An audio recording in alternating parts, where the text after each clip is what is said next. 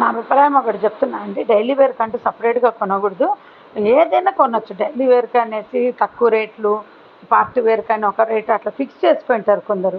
అలా కాకుండా ఏ చీర నచ్చితే అది కొనుక్కోండి. ఏ చీర డైలీ వేర్ కడితే ఎవరు కాదంటారు? ఏ చీరైనా కొద్ది రోజులు బయటకి కట్టండి. రూ. 200 చీర ఇందాక చూపించినది. ఇదేమో రూ. 1000 చీర. ఆ రూ. 200 చీర బయటికి కడతాను అంటే ఏదానికన్నా ఇంట్లో అందరం కలిసి అట్లా బయటికి పానీపూరి తిననీక, ఇంటి దగ్గర తిరగనీక పోయినప్పుడు రోజు కట్టుకుంటా అలాగే వెళ్ళిపోతా. ఆ రూ. 1000 చీరైనా రోజు కట్టుకుంటా అలాగే బయటికెళ్తాను. ఏది నచ్చితే ఆ డిజైన్ కొనుక్కుంటానండి. ఇది కోటా శారీ.